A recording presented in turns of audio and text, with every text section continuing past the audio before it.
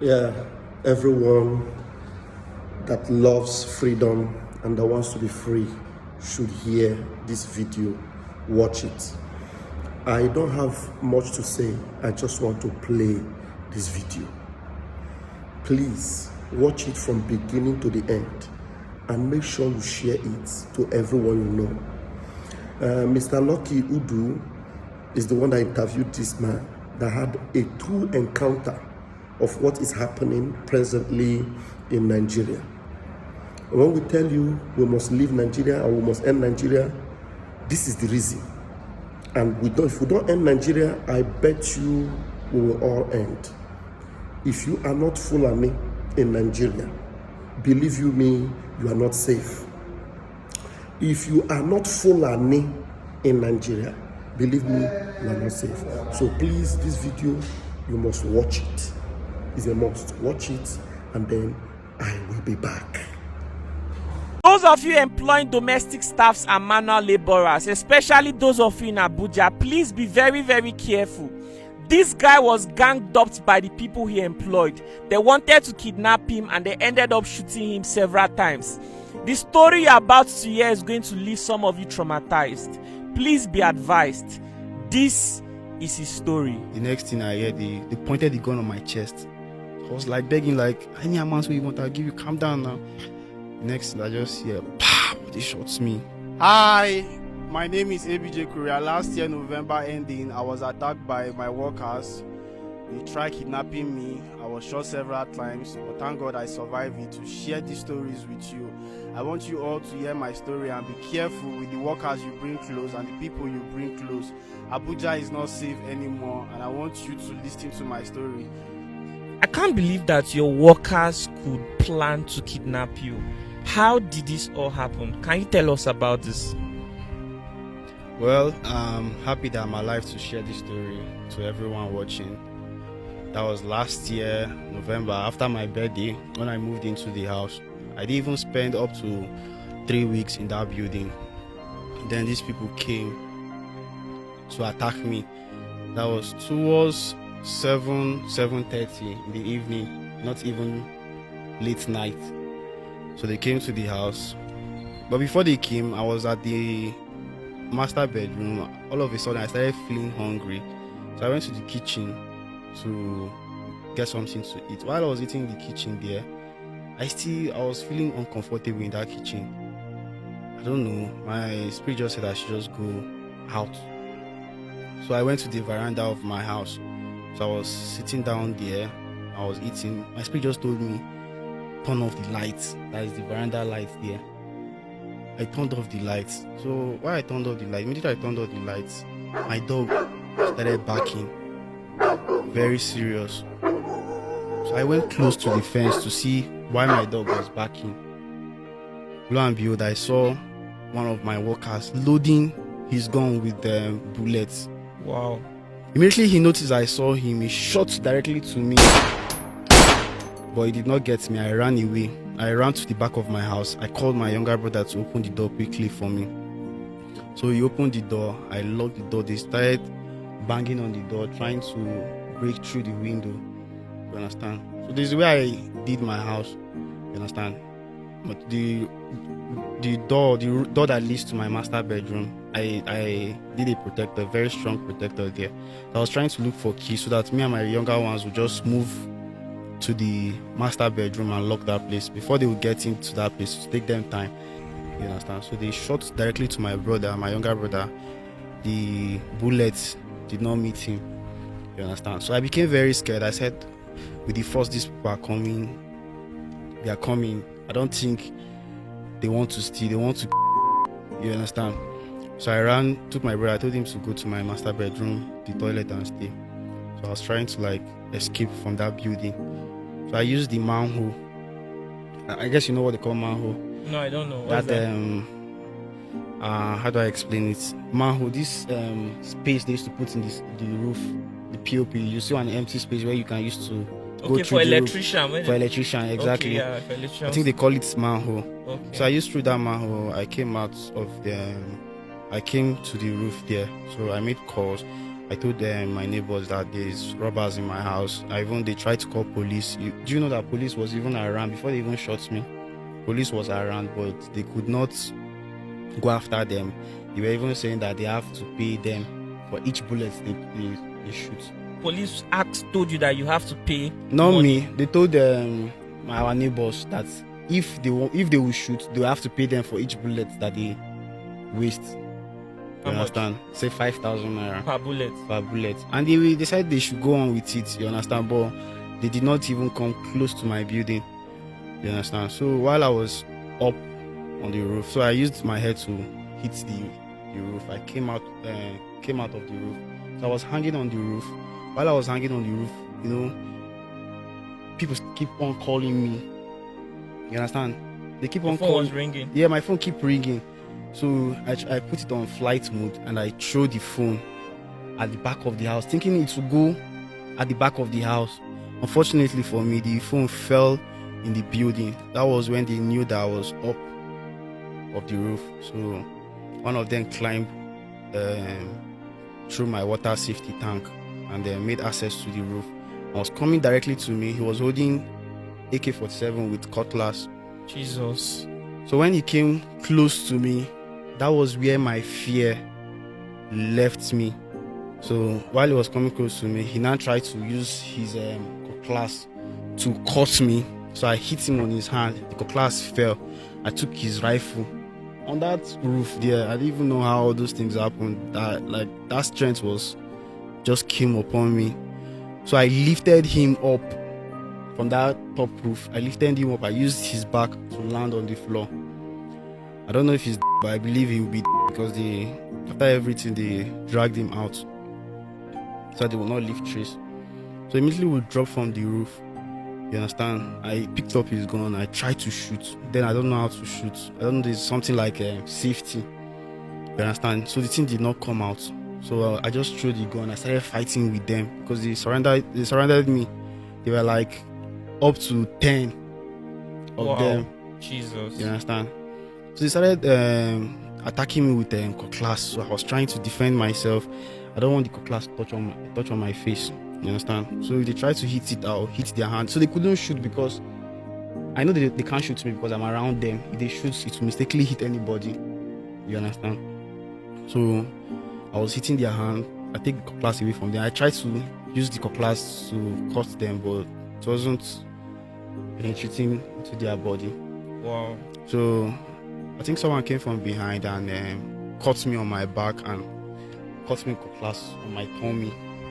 So my tummy opened. So I started running. While I was running, they now shot me on my leg.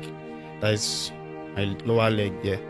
They shot me. That was where star came out from my eyes. I fell down. I don't know what they were saying in Fulani. You understand? So I was like, how much do you guys even want? If you want money, I'll give it to you and all. You understand? But, you know, I feel like since there are people I know, they will not want to keep trace. You understand? Especially that you've recognized them. Exactly. So imagine that guy that even shot, one of them that even shot me. Do you know that I gave that guy, I dashed him 5,000 naira in the afternoon. That day. Kai. And this guy still came back in the night with his group, his family, not even group, family and some group of boys, Fulani boys, to my house. You understand? So the next thing I heard, they pointed the gun on my chest. I was like begging, like, any amount you want, I'll give you, calm down now. Next thing I just hear, pop, they shot me. But I'm still asking myself, how did God do this? You understand? All the bullets they shot me, the one they pointed on my chest, none of them met me on my chest.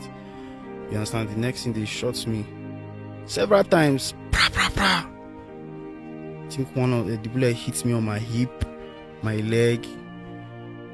So they now went inside to go and pick up the other guy that I took up from the roof. They went to pick him. You understand? So they came back to confirm if I was. One of them cut me again on my leg.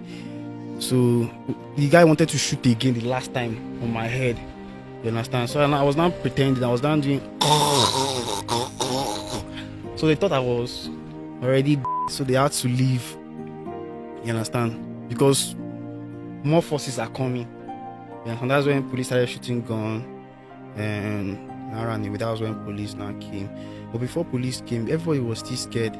Like 30 minutes, I was on the floor. I was bleeding from my head. I was bleeding from my hand. I was bleeding from my back. I was bleeding from my tummy, from my hip, my leg, where the gun hits me. So I lie down. I was calling that they've gone. People should come and help me. I became very thirsty. You understand? So I just lied down. I faced my building. I said, God, after saying no to so many things, just to like serve you, and you still made my life short. It's not better I just do the wrong opposite side of serving you and end up having a shorter life.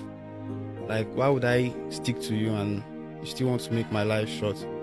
I tried my best to stand up. I could not. The only thing I could do, I could roll. I started rolling down. That was when they now came to my rescue. They rushed me to a nearby hospital that rejected me. They thought I was going to. So that was when they now took me to National Hospital. They stitched me in a way they thought I was going to. So they said I need to get blood, I need to get this. We bought blood, we bought all the drugs. National Hospital did not give me my blood. They did not pass blood through my veins. National Hospital Abuja. National Hospital Abuja, they did not pass blood through my vein. I was in National Hospital for 5 days. I started complaining. I told my family that they should change this hospital, that this hospital is not ready to treat me. You understand? Even if I'm calling for help or I need water or anything, they don't even attend to me. Are you serious? You understand? Those of you watching, can you confirm what he's saying if it's true? People that are watching, National Hospital. They will testify. They will testify. The drugs I bought, you understand? They took from my drugs and my blood. Picked my blood, used it to give to another person. They gave your blood to somebody else. Gave my blood to somebody else. I was very angry. Said they are going to give me back. That one man shouting. I told my brother that I've already yelled at them. You understand? That the next thing they will try to look for a way to me. And since I've yelled at them, I don't feel safe again. They should change the hospital. That's why they took me to a private hospital. When they came for my rescue, they said that there was no blood in me. It was just drip that was going through my little blood and then drip that was going through my vein. That if they remove that drip, in the next 20 minutes I'll be. Before they took me to the hospital, my brother came to me. You understand? I thought I was going to die at that moment. You understand? So I was telling my brother, I said, this is who came to attack me, Baba and his children that stay close to the estate. That they are the one that came to attack me. You understand? Even that Baba thought I was. When people now came close, he now came. He was like, what's happened? He's a Fulani man. He was not showing concern. He was showing concern. He was even part of the security in the estate. Are you serious? In Abuja here? In Abuja here. Jesus Christ. You understand? He was not like, and I told him that I was not telling my brother, Baba Fulo, and all this. My brother wanted to him there before police now stopped him. They carried the Baba to police station. I think they arrested some of them. You understand? My greatest surprise, police released these people without even letting me know. Are you serious? I'm telling you. They released these people. The same people that came to attack you? Exactly. Police released them. I don't know the connection they have. Police people released them. So I was in the hospital battling for my life. So I said, let me keep that pending till you're out of the hospital. Till I'm out of the hospital. So I think I spent over a month and then 2 weeks in the hospital. Then I came out of the hospital. When I came out that day, I went to the estate. So when I went to the estate, I saw one of the guys that came to attack me. So I went back. I picked up police to go and pick the guy. I tried reaching out to my IPO. He stopped picking up my call. And I went to another division to transfer the case. You understand? They told me that I have to pay, they have to get a lawyer that will transfer the case out of there, that this one, that one, that I'll mobilize them. I said, no problem, I'll do that, since they are willing to help me. So when I paid them over like 200,000 naira for them to transfer the case from the SAS office in Apo there to their own division there. So the guy, he came to meet me, he said, don't worry, that's going to help me out, that is going to do this, that's going to do that. I was very happy that they were going to help me. So one of the Oga boy now called me. He said that Salah is approaching, that he wants me to buy cow for his Oga. You've not done my job and you're telling me that I should buy cow for your Oga. Same police are supposed to help you. Police not even helping me, like stop the insecurity going on in Abuja. You're telling me to buy cow. So I said, okay, no problem. I just end the call and blocked him. This is sad, honestly. That was what happened. This is really sad. Nigerian police, why? I went to the Nigerian headquarters. That is this headquarter in Gariki. Is it Gariki? That's their first headquarter. It's not a central area. That central area there. Yeah. So I went there to complain to them that this is what happened to me. This is what happened to me. One police officer now came to me. He told me that I should let it go. He now asked me that, do I believe in one Nigeria? I said yes. He said I should remove that thought in my heart, that there is nothing like one Nigerian, that these people, even if they are poor, no matter how rich I see them, that they are the ones ruling Nigeria. They have people at the top that is controlling them, that you can't do that. I can't do them anything. That's what they told me. I was like, wow, this same Nigeria. Of Nazareth. This same Nigeria. Is unbelievable. People who live around the life camp, they can testify to this insecurity going on. Life camp. What is Wicked doing Asokoro, about this? Guzape, Jukwe, Kurudu. It's disturbing to hear this. Does this mean that we are no longer safe in this country anymore? No place. I mean, this is the federal capital territory of Nigeria. No How can place something is like safe. this be happening and then nobody's doing absolutely anything about it? What exactly is Wicked doing? Wicked is the FCT And it's not minister. even about showing off or you having money. These people, they go after anybody. It's not about staying low key, staying safe. Once they find a vulnerability, They'll come for you. The government, they know about this. If they want to stop this thing, they'll stop it. If you meet any high profile, like most of the high profile officers I've met, they'll say they would have loved to help me, but they don't want to put their job at risk. They would have loved. You hear different stories. The government know about this. I think they are making money from this. That's why they are not even like, what is God? Sometimes I even ask myself, like, who supplied these people gun? All of them were armed. AK-47. I don't know. Go and search how much. Search how much AK-47 is cost. Forget, they are not ordinary bricklayer. They are using those means to get information. God will help us in this Nigerian. I believe a lot of people have gone through this process, because even while I was in the hospital, I saw similar cases like my case in the hospital. There was a lady that they got her infected with HIV. They kidnapped her. I think she finally paid the ransom. So our own part of the story was they were treating them malaria. Why they were kidnapped? They were treating them malaria in the bush with one injection, one syringe. They used it to choke all of them, like inject all of them. That was how she contacted HIV. She was saying that she wants to die, that she can't live with the virus and all. A lot is going on in this country, and the government is not even doing anything to stop this insecurity. The way forward, I feel like if law start working in this country, that's when this country will be better. Honestly. Because the way I see the law now, anybody can. If you have any criminal cases, you can just go and pay it off and they'll stop your case. Or you have anything, you pay it off and they'll stop. Because what I heard that they bribed those police. That's why they released. That's why they released those people. Wow. And those Fulani are still roaming about that estate. Their house is still in that estate. Police is not even going about it. Do you know, I was working with one of them. You know, they said if you want to get your enemy, you work with your enemy. Understand? So there was one of the Fulani guy that was close to me. He told me that if he knew that they were coming after me, that he would have told me.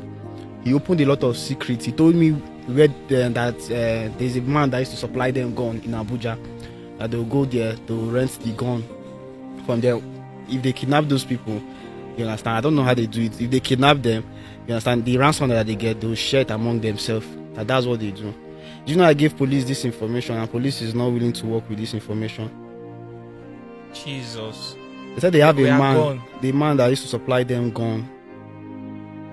He even told me that all these hills I'm seeing in Abuja, that it links to different places. The Asokoro, he said the Asokoro own link to Jukwe, the Krudu own link to Guzape. He said a lot of things. I took the guy took him to work with police people so that they can get hold of all those people. Police did not go after him. If he's one random person now, This they'll is show not their police. face. Police in. Have you not noticed it that if they catch all these Fulani people, they don't used to show their face. They'll cover their face. They'll cover their face. But But if if it's different ethnic people, group, they'll show their face. And they'll them up, and they'll get. If you're looking for justice, if someone attack you from a different state and you're looking for justice, you get justice immediately. But it's from this other tribe, you never. Hey, goodness, what exactly? If they arrest them, they'll release them. That Baba that they released, he was saying that his daughter married a colonel, that nothing can happen to him. Nobody will do him anything. Roaming about the estate freely. The government is not even willing to go after them. The Baba that came to attack you. Yes, even the information I gave to them, I told them that I know the people that used to. Because the Fulani guy gave me accurate information about the people supplying them gun. I gave that information to them. They did not work with it. Insecurity is not a flourishing business in Nigeria. May God help us and keep every one of us safe. Even some of these police officers. There are some police officers that are willing to work, but they don't want to put their job. They are scared. They How don't want will to put their their family job. survive? They don't want to risk their job. Truthfully, I believe so. And you see, from what this man said, sometimes it's not about being nice to people. He said he gave somebody 5,000 naira that day. That guy And gave that him same day, yes, the person came with his gun to come attack him. So it's not about being nice, you see. as well. God, please help us. Oh. Who is the Moses that will come help us right now? Which of the apostles in Nigeria, which of the prophets, which of the pastor, who is God going to send to come rescue his children? Because what is going on right now, man, is really, really crazy. We are oppressed and we don't know who is going to come help us. May God help us. Bro, I'm grateful to God for sparing your life. I'm happy that I'm alive to share my story. And thank you so much for sharing your story. I hope that it will help the security agencies to take their job The truth is, if seriously. you keep complaining from now till tomorrow, police will not do anything. I feel like they might do something. They will not do if there are enough anything. people coming out to talk about it, I they think want they to are making protect money their from name. this. They are Even making if money they want from to that. protect their name, if you are talking about it privately, nobody's going to pay attention to you. But once you come out publicly to talk about it, they will want to. The police is willing to protect work. their I'll give them reputation. this information. I'll give them. They'll go and they will not do anything. God help us. Your children are suffering. So messed up in Abuja, I swear. It's crazy, man. It's crazy. All right, guys. What do you think about the story? Kindly indicate in the comment section if you've had similar experience or you know somebody who have had similar experience. I firmly believe that by sharing stories like this, people, the citizens, will be more careful. In times like this, I would advise that you take every possible measure to protect yourself. Do you understand? God will understand. Trust me, He surely will. Brother, thank you so much for sharing this story. I really appreciate you I'm coming happy I'm to alive. talk about it. And I thank can God for walk. your life. I thought I was going to die. Even while I was challenging God, I was saying, God, you need to take my life. But still, God still kept me alive to share my story. I hope my story will help. I hope the government will work. It's not just about sharing your story. I hope they will work towards this insecurity going on. Hopefully, it is by sharing stories like this that they become more aware of it. Do you understand? So, it's a very sad thing, and we'll keep on sharing more. Sometimes stories. I feel like maybe they are stopping blogs from posting stories like this of insecurity going, because you hardly see blog. I don't know why. I keep asking myself, why is bloggers not posting about the insecurity going on in the country? Maybe it might. There are have stories you see on Twitter, you never see it on Instagram, you never see it on Facebook. It's because Facebook and Instagram, they don't support certain kinds of posts. So most of this blog will try to protect what they've been able to build by not posting those kinds of stories in every possible way. So I think that's why most of these people are scared, because if anything happens to your platform, you have to start from scratch, and nobody, absolutely nobody is going to think about you, because of course there are so many other blogs or platform out there. So why would anybody be worried about you? But I feel like if we have this thing, I don't think Nigeria have anything called forest guard. What's forest guard? Just like another force, security force, like they will be guiding the forest. I think if they have a forest guard in Nigeria. Okay, forest guard agency. Okay, so there'll be guards patrolling forest. Yes, to make sure there's no unusual exactly, activity. Exactly. If they have forest guard that is guiding all our forests, all those hills, because that's the areas they used to come out from. You understand? If they're guiding all those things, I feel like the insecurity will reduce. You understand? The insecurity will reduce. True. All right, guys, thank you so much for watching this very episode. I firmly believe that by sharing stories like this, our leaders will be able to make better decisions. I have a meeting with a House of Representative member who would like to come on my platform to talk about some of the challenges he has experienced with battling security of issues in Abuja. So you guys should look forward to that very video, because I firmly believe that even though the police might be corrupt, there are certain people who are truly concerned. They are willing to work. So as time goes on, we'll be bringing on these people to come and talk about the issue. This is going to be like a collective, effort. All of us have to come together to protect what we have. If some of us are not thinking about ourselves, we need to think about our future family, our future businesses. These things are important. Right. All right, bro, let's say bye to our viewers. Thank you so much for watching. Bye.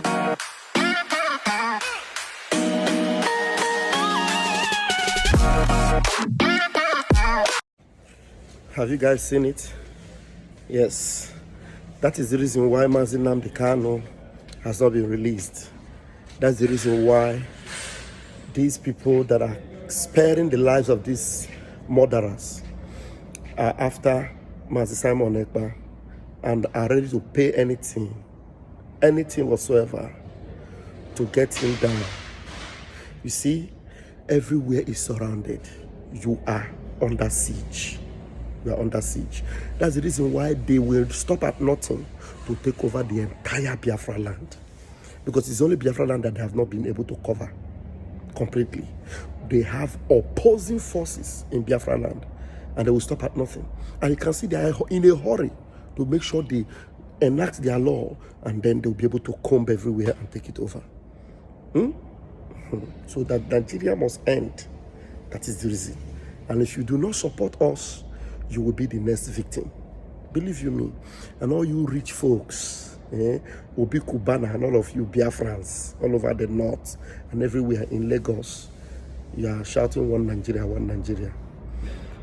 Mazi Nnamdi Kanu told you Nigeria will never be saved. That's the reason. Thank you for watching. Please make sure you share. Please, Lucky Udu, allow me to pass this message across. I know this is your interview. Please, this is for awareness sake. Just for awareness sake. And I'm sure you will love this awareness. Thank you for the good job you're doing. Lucky Udu, I appreciate you. Thank you. God bless you. Biafra is our only hope. Airborne.